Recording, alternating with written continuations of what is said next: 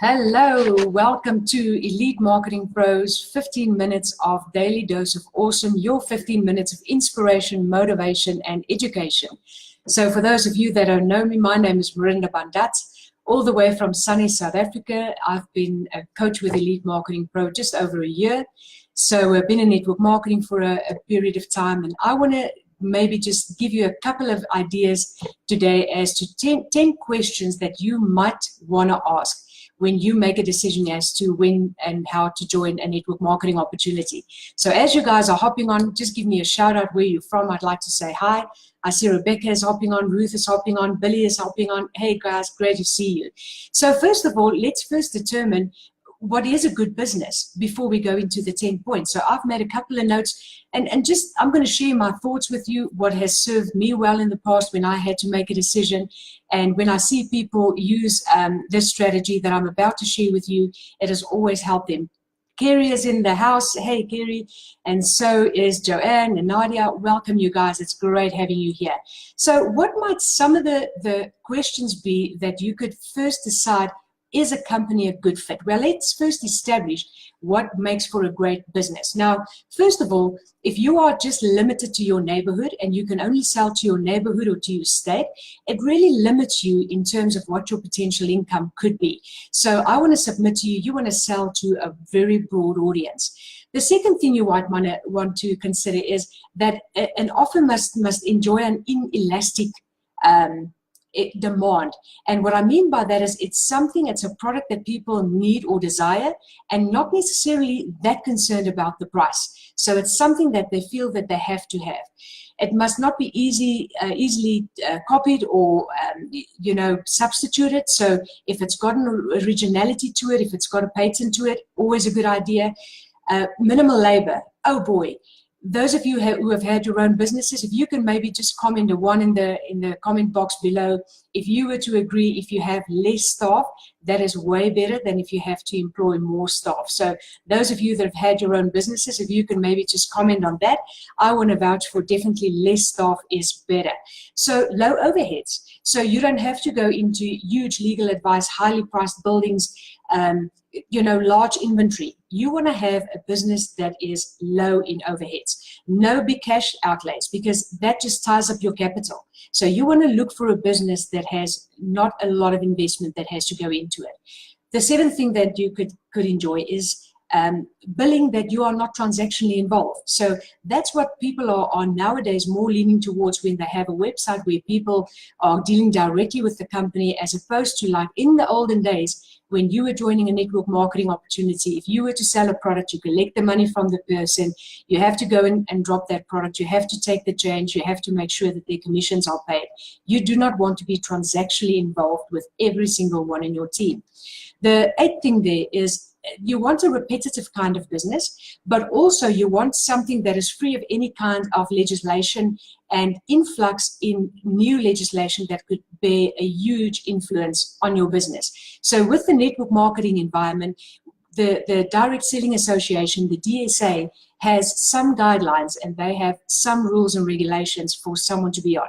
So for me always, if a company is not on the DSA list, why would they not want to be regulated? That's just a question mark in my personal back of my mind. A point that is for everyone here in this community, a big one, is it has to be portable and it has to be able to be done from anywhere in the world. So isn't that why we want to build online? Because you and I want to have access to our cell phones and we want to do business. You don't want to be confined to an office. Another point that you want to consider for a perfect business is it must stimulate you intellectually and very often emotionally as well. When you get to approach 50, anyone in the community that's approaching 50, if you can just give me a 50 in the comments box, you would agree with me. Anyone above 45 and above, we want to have fun while we're doing it. I don't do anything anymore if there's not a fun component. So if there's any 50-year-olds in there, if you agree with me, just put a 50 in the comments box that I can see that you agree with me. So for me, a business has to give you three things. And very often I find people say that they want time and money. And that's the freedom they're after. And that there's no wrong or right. It is what is effective for you and I. But for me, I need a third one. I want time, I want money, and I want significance. So I want all three. Now, coming from a medical background, my practices, I had 7 of them, gave me 2. It gave me significance and it gave me an income, but it definitely did not give me any time. So for me, that significance part has to be there. I have to have a reason for doing something, and it has to be more of an emotive goal, not just, hey, I show up and I want to make money. I want the time, I want the money, I want the significance. So any lady in the community that would agree, we just want it all. We don't want to settle for anything less. We want it all. So guys, if you want to keep your female partner happy, just give them all they want. All right. So just a little tidbit there. So happy wife, happy life. So just remember that. And the last one in that is really that you don't want your income to be dependent on your hands only. So it's not just your output that determines your income. So what do I mean by that? So as a medical professional, if these hands didn't work, I couldn't bill. So I then thought, right, how do you leverage that? So I had multiple practices with multiple staff members. But here's the problem. When you have to pull that golden thread through, that's where the problem lies with staff members, because it's not their business. Any profession has that limitation. You can only bill for the hours that you work. And if you then have staff to employ, it opens up a different can of worms where there's a lot of stress involved. So setting that as the base of what does a perfect business for me look like? If you guys can agree with those points, just give me a thumbs up to say, yeah, that sounds pretty much like a great business idea to you. So now when you take your network marketing opportunity, let's benchmark that against what a perfect business or a relatively perfect business look like. And then you can make a very well-informed decision as to should you move forward with this particular company that you are currently maybe looking at to see, hey, is this something that I want to pursue? So first of all, compare your company against the points that I've just mentioned. Do they sell just in your neighborhood or just in your state? Do they offer inelastic abilities? Do they have product that are not easily replicated? Do they have minimal labor? Do you have to be? So you get the point. I want you to actually go and against all those points, I want you to go and see how does your company that you're currently looking at to invest in and to get partnership with, if you want to join them, how do they compare to those? And the points that you feel are not important to you, you just leave that out. So step 1, compare your company to that. So step number 2, this is a very important one for me, and that is meet the team. Not just the person who's recruiting you, because you're going to work as a team collectively together. Yes, you work for your own pocket, you work for your own business. But when you are working with a team and as a team, make sure that you like what you see. For me, the criteria always is if I can't bring my kids into that environment, there's a question mark for me. And tongue in cheek, if I can't play golf with someone, then I'll double check if that's a good partnership. But that's just the tongue in cheek, so don't keep me to that one. So meet the people in the team, not just the people that actually recruited you. You have to have fun. Do you have a game plan? What is your criteria of a great team? And does the team that you want to join, do they compare and do they match with what you are looking for? Because once you've signed or once you click submit, it's done. You're going to be with that company. Yes, can you change companies? Of course you can. But I want to submit to you, if you keep hopping around from one company to another, you will lose all your credibility and social proof, because your friends, people that know you, they will never take you seriously if you hop from one company to the next. So the third point, understand the company compensation plan. In my 13 years in this industry, I have seen it over and over and over again. People at high points that cannot explain the compensation plan. So if you don't know how you're going to get paid, there's a big red flag for me. You need to know what you're in for before you get into it. So that's a point that I can maybe do another daily dose of awesome on. That's how important that is. Make sure you understand where the money comes from. Is it from early on? Do you make sales quickly and you get money quickly? Or is the compensation plan paying you later when your team is bigger? Make sure about growth incentive programs. So how many of you would like to tap into additional bonuses? Not just the comp plan that the sponsor that is sponsoring you shows you, but you'd like to know, are there other incentives that you can qualify for, because my experience is that the incentive that comes after the compensation plan that you've seen, those compensations and extra bonuses, that's where the wealth lies. That's where the additional income comes from, the additional perks, travel, cars, whatever the case may be. That adds really the jam on the top of it for you. So the fourth one, understand the structure in which you build. And I do not, unfortunately, have time to go through all the structures, but very often a very common one is a uni level. So every single person that you personally bring into your team gets put frontline. So there's no limitation in frontline, but they will go down in depth and they will cap what your income is in depth. So not a limitation on width, but a cap on your depth. Then you've got a binary system, also a very popular one, where you sponsor 2 people and you're then going to help people to sponsor 2 as well. And the compensation usually works that you get paid on the lesser one of the 2. And the reason they do that is they want to have an equal team. They are always inspiring you and motivating you. Sometimes I'm not sure if it's a carrot or a stick, that the 2 teams are built equally strong, because you usually get compensated on the smallest one of the 2. So that's what they call a binary system. So the other one that they have, I've made a note here, is a matrix. So a matrix is also a popular one, and typically if you use a 4x5, what that means, you're going to sponsor 4 personal frontline, and then you're going to help those to do exactly the same up to 5 levels deep. And that's where the compensation plan then stops for you, and it then builds out to the next person who does that exact same game plan. The fourth one is a step away. They call it actually a stair-step breakaway, and what that means is you're going to build frontline. And when a person that is in your downline gets to a certain level, they can break away from you, which means you have less income and they get more. So interim, you might lose income, but long term, if you have built multiples of those breakaway teams, it really proves for a very sustainable income.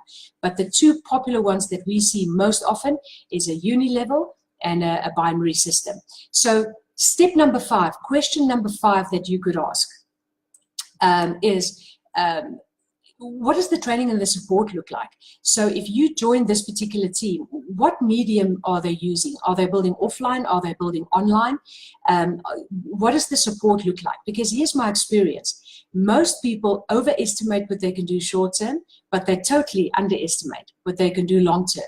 And if there's not a support structure in place, how people can actually help one another to build to certain levels, and especially if you understand how the compensation works, does it pay from the top, does it pay from the bottom? There's a big difference, folks. If you get paid first, most people are then slightly less concerned about what happens downline. If the downline gets paid first, you have more involvement of the upline involved, because there's a benefit for them to help the downline. Make sure you understand that. So are there live events? How frequently are those live events happening? Are you happy with attending live events? So how many of you in this on this Facebook Live right now used to build offline? And one of the things that really just got to you was all the meetings. So if you can say too many meetings, just put the meetings exclamation mark for me, and I know you've had enough meetings. So when you have the opportunity to join a team, ask these questions. How frequently do they have live events? What is the expectation? Are you expected to attend all of those meetings? Because if you cannot live with it, you are opening up an area of potential conflict. And if you have conflict in your team, the team that has conflict usually does not grow.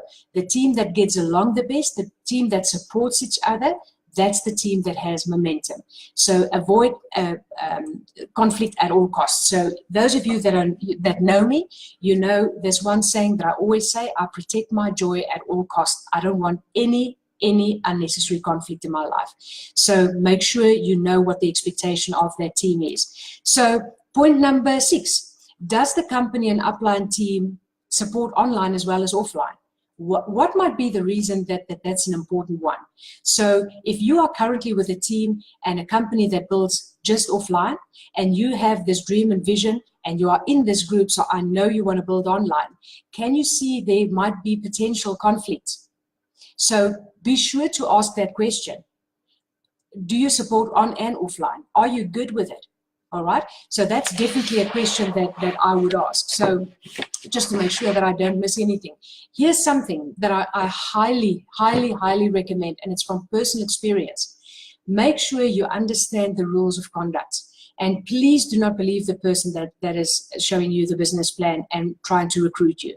You have to find that out for yourself, because once you have signed or you click submit and you start building online and it is in violation of their rules of conduct, it's going to become problematic for you. And then you cannot turn around and say, hey, but X, Y, and Z who showed me the plan said it's good.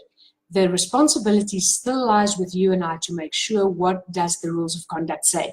And it's very easy. If your company does not have a written or a electronic rules of conduct, phone your company and say, hey, I just want to find out social media, what are the rules of conduct? I want to play within your rules.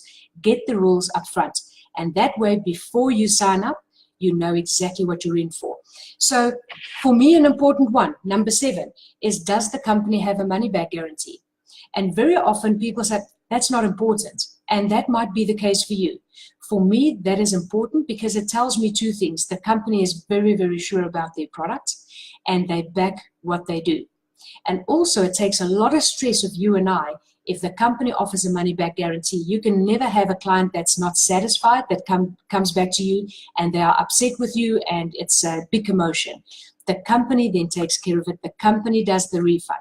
So I like the fact that when I deal with my company, it offers a 6-month money back guarantee as per legislation. So the 8th one, how long is a company in existence? Again, a lot of contradictory opinions on that. So very often people feel, hey, if I join a company right now, and you'll hear they talk about ground floor, they talk about, the entry level. I want to submit to you personally, wherever you come in, if you've got the work ethic, you've got a recipe, you've got a coach, and you've got a strategy, you've got a roadmap to follow, you can be successful in that company. It doesn't matter if you joined last week, last year, or 10 years ago, because every single year, new people are turning 18. And that means they can do business. So you can never run out of people. You can never get to a point where something is saturated, because every single year people unfortunately pass away, but new people are turning 18. So it keeps the opportunity fresh for you and I. So I want to deal with a company that's got a history. So me personally, I prefer to deal with a company that has seen the good, the bad, and the ugly. They've seen all the fluctuations in income, in legislation that changed, global economies that sometimes are up, most of the time they're down. Are they still sustainable? For me, that gives me security for what I'm investing right now. So if I'm spending the time, the money, investing the time and the money to build something, I want to make sure that it's there for me, but it's there for the next generation. So what is the succession plan? Does your company offer a succession plan? Because the efforts that I've put in is paying me now, but I did the work 10 years ago. The company has been in existence for many, many, many decades. So that means they are stable, they are 100% debt-free. That brings me to the 9th point, and that is a company debt-free? Why is that important? What might the reason be? So give me some insights. If you were to deal with a company that are absolutely strapped for cash, they are in debt to their eyeballs, as opposed to a company that's debt-free, I think that's a clear indication who you would like to partner with. But very often people don't ask these questions because they never think about these questions. And answer question number 10 that you might want to ask, and that is, in how many countries are they currently operating? So if your company is just in one country, are you happy with that? Or do you have plans to maybe immigrate? Do you have plans to join family in other countries, and you would actually like to do business in multiple countries, that you can set up multiple income streams in different currencies?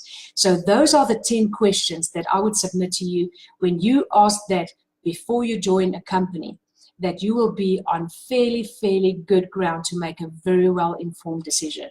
So if you guys are finding value in what we have just discussed, please comment value in the comment box below.